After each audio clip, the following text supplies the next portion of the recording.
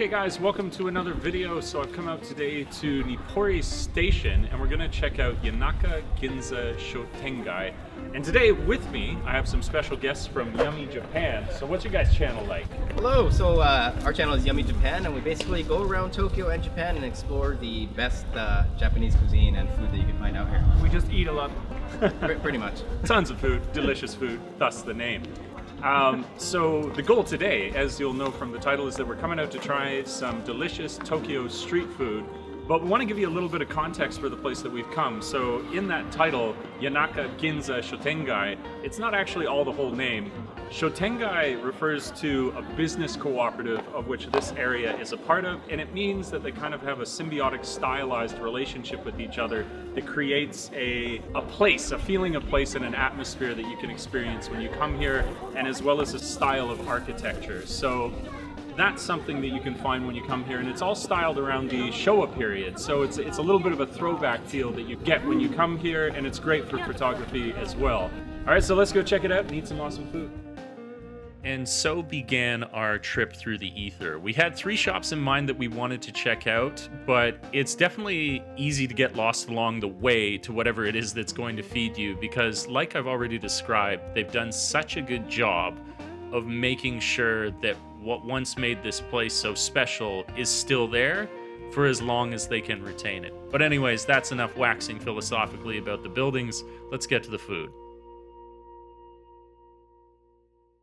All right, we just stopped in at Suzuki Niku, which is famous for menchikatsu, which is minced beef that you can get, and it's got breadcrumbs and then it's deep fried. And I don't think traditionally actually in Japan, street food is called yatai, but it's more sort of the stall food that you would have at a festival, and there's not so much that around. But if you could say, aside from those festivals, there was a street food in Japan, I think these croquettes, these menchikatsu, are really what you want to look for. They're delicious, they're hot, they're made to order, and that's what we got now. So we're gonna dig in and we're gonna try a couple different types. The menchikatsu is the typical one with beef that's minced, and the other is a nice kani cream croquette, which is crab. So let's check them out.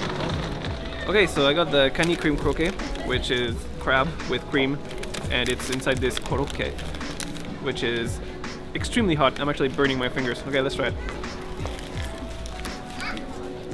Oh wow. That is very creamy. Definitely taste the crab. That's amazing. Get a little close up right there. It's really nice. That's a big one for me. I'm always afraid, will they have enough crab? Oh yeah, you can taste it. And it's so hot. You can tell it's made on the spot.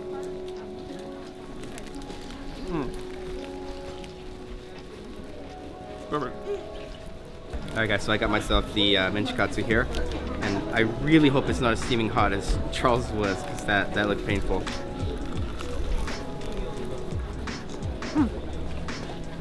That's actually pretty good. It's got a very nice light flavor to it. Like, even though it's kind of fried and stuff, like the oil is not too strong. It tastes nice. Perfect kind of street food. It's really great.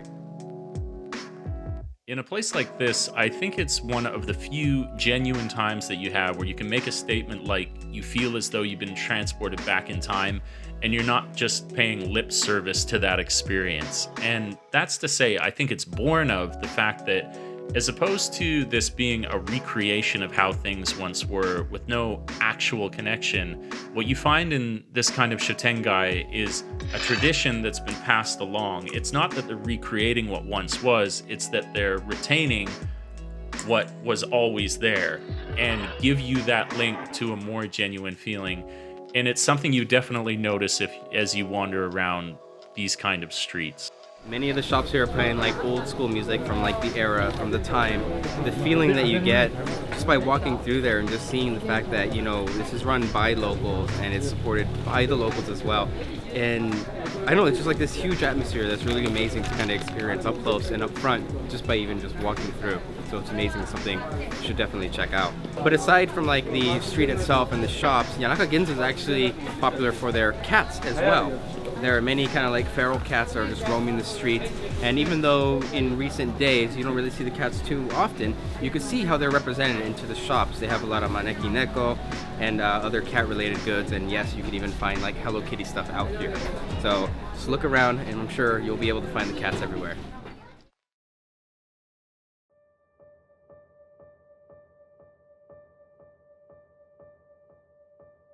I've always said that one of the greatest things I've found since living in Japan is that as much as an initial excitement must fade because certain things become familiar, it is amazing how incredibly long-lasting the experience of finding new things stays with you in Japan. And that was something I even got to experience on this trip, where I'm always discovering new foods. And in this case, I discovered a new drink, which was perfect for the very cold weather that we were having that day. Alright, so no lie, Tokyo during the winter time can get down to probably like 1 to 3 degrees Celsius, which is about like what, 30, 40 degrees or so. So it gets freezing cold. So having this like cup of like amazake is like the perfect hand warmer. Maybe probably a little bit too hot, but it works. It does a good deal. So I'm gonna give this a try now. Before I do, amazake is actually made from like rice, right? Yeah. And you actually have like little bits of rice actually still in here. And even though it's a little bit sweet, it can still have a little bit of a kick. So let's give it a shot.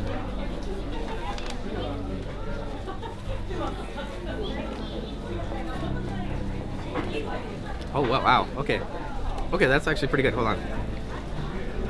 I only took like a quick sip because it's like steaming hot, so.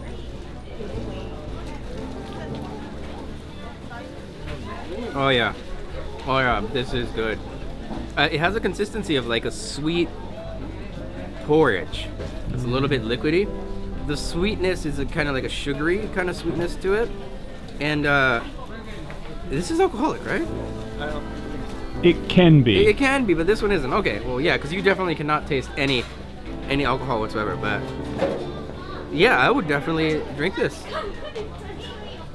So I got the hot sake, and the two options that you have here, although they have a variety, but what they're serving up hot is kara, help me out, karakuchi and amakuchi.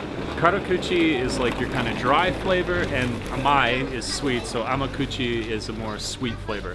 I prefer the dry, so I got the karakuchi. So let's check it out.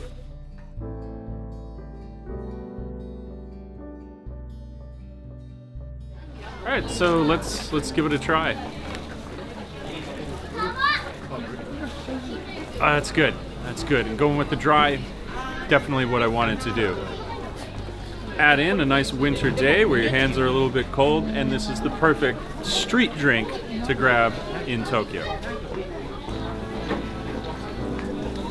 Not too strong either. You can expect the alcohol percentage to kind of range between like 11 to 17 at the upper end of things. So nothing like taking shots, more like you're drinking a nice glass of wine with, of course, the rice flavor. Really good.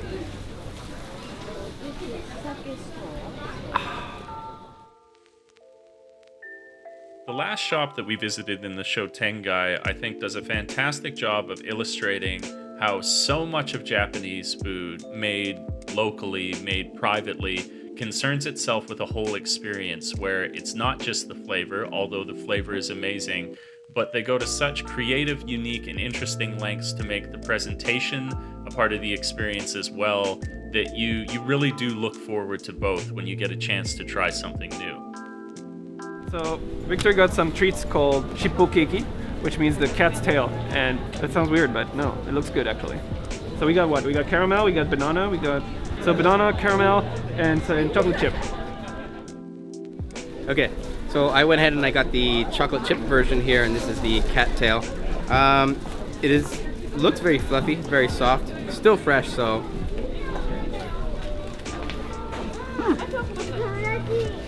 It's pretty sweet. It's pretty nice. It's got a decent, nice, pastry flavor to it. The outside is very crispy, the inside is very fluffy. I will say this, the chocolate chips that they have seem to be along the outside. It doesn't really seem to have that many chocolate chips like on the actual inside, so it is a little disappointing, to be honest. I want to say it's kind of like savory in like the sweetness. However, it does feel a little bit dry at the same time. So this is something that you'd probably need something like either like the amazake down there or like a little thing like a coffee or something to eat with. It's definitely hard to probably eat by itself. But overall, pretty good. I think for the price, which is only like 150 yen or so, it's about like $1.50. It's actually worth it though. Yeah, I'd try it out. Definitely good. Okay guys, so that is Tokyo street food at Yanaka Ginza Shoutengai. I hope you enjoyed seeing all the sights and sounds and different flavors that are available to you here. If you come out, it was a lot of fun making this video. And of course, now we got to go sample a little bit more street food with the wonderful folks of Yummy Japan. So you don't want to miss that. Go over and check out their channel. Check out the delicious foods that we sample with them, and you will not be disappointed. Thank you so much for checking this one, and we will catch you in the next. Peace.